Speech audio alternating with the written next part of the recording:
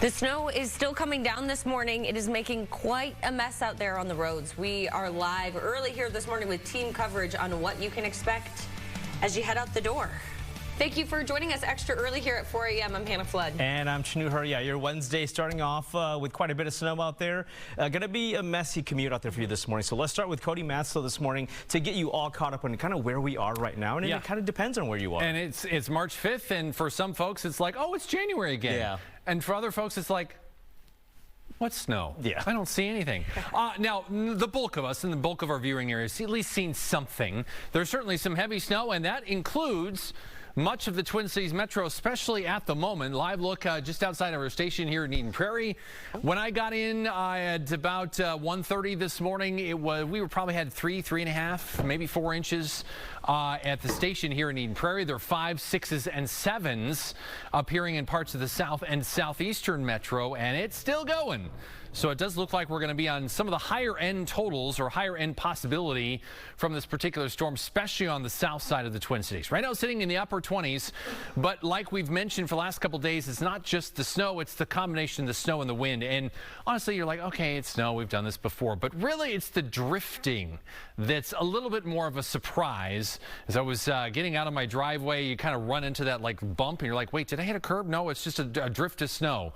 So that's really the theme here. Winds out of the north right now at about 23 miles an hour, so there's certainly been plenty of wind. Check out the last 12 hours. We've seen the changeover happen later in the commute hours last night as it rolled in from the northwest to southeast. We've seen bright whites in this area for the last several plus hours, and that's likely where the heaviest snow or overall snow totals are going to be. So essentially south and east metro point southward towards Faribault and Owatonna, parts of southeastern Minnesota as well. And that's where some of the heaviest snow still remains, right in the brightest white zones, and that does include a lot of the southeast side of the metro. So your current headlines at the moment: blizzard warnings continue in southern Minnesota. In fact, Interstate 90 remains closed from Albert Lea to the South Dakota state line, and most state highways are closed south of Mankato, south of Faribault. So just don't travel in southern Minnesota. For the metro, winter storm warnings for some heftier snows, obviously some lower visibility at times, and the roadways are not in great shape in most cases. The good news here is it's all a morning event. We're done by the lunch hour, and we'll see some afternoon sun.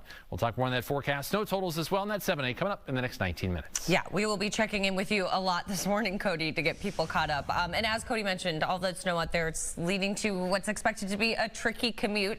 It was for all of us, even when there were fewer people out on the roads overnight. Yeah, Bill Keller live this morning in the Fox 9 weather tracker, just showing us the current conditions on the roads and just what it looks like this morning. Good morning, Bill. Good morning, guys. You know, we have put a lot of miles on the weather tracker over the years. I have not seen conditions like this in a couple of winter seasons. You know, the plows are out. We've seen them doing their thing. They're salting, they're plowing, but with the blowing and the drifting, it doesn't take but a few minutes to get the highway recovered in snow. We're heading eastbound on Highway 62. We're on the crosstown, just going under 169, and we're going 35 miles an hour. And this is a 7,000-pound. That's about as fast as it feels safe. So if that is any indication of how your vehicle may do under these conditions, take that to heart. There are not many vehicles out here this morning. Normally, we're driving to a location around this time. We see more traffic. Maybe folks are heeding the warning that the conditions are not ideal. Better to stay home if you can, or delay at the start, whatever you got going on. We'll be out here throughout the morning, though, bringing you the very latest on the conditions. For now, we'll throw it back to you guys.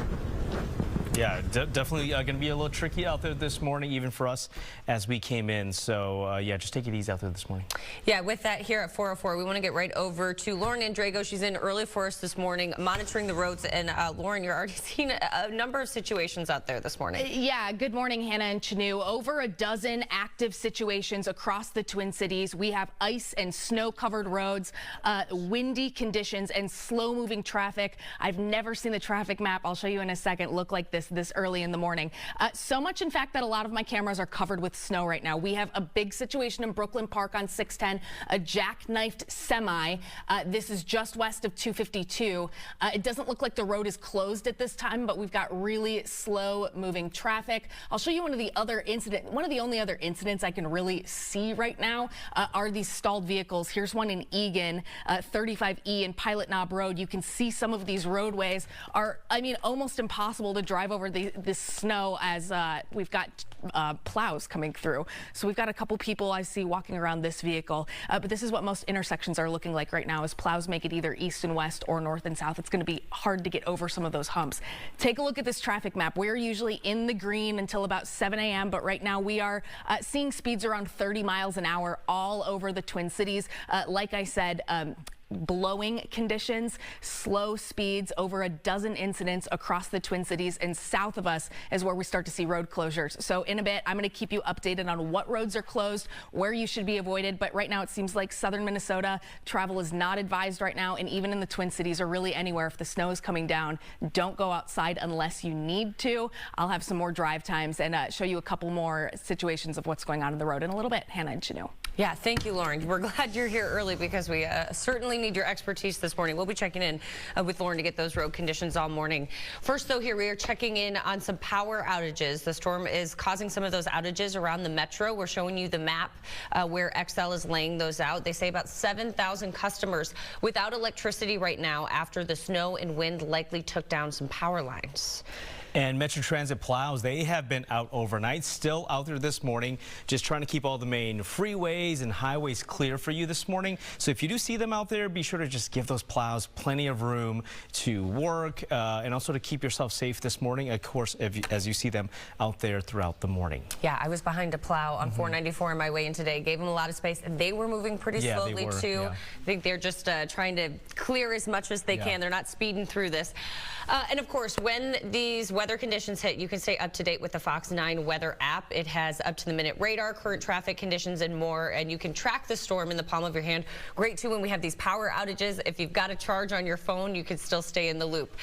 So it might be a good time to get that app on your phone, especially as this busy morning continues.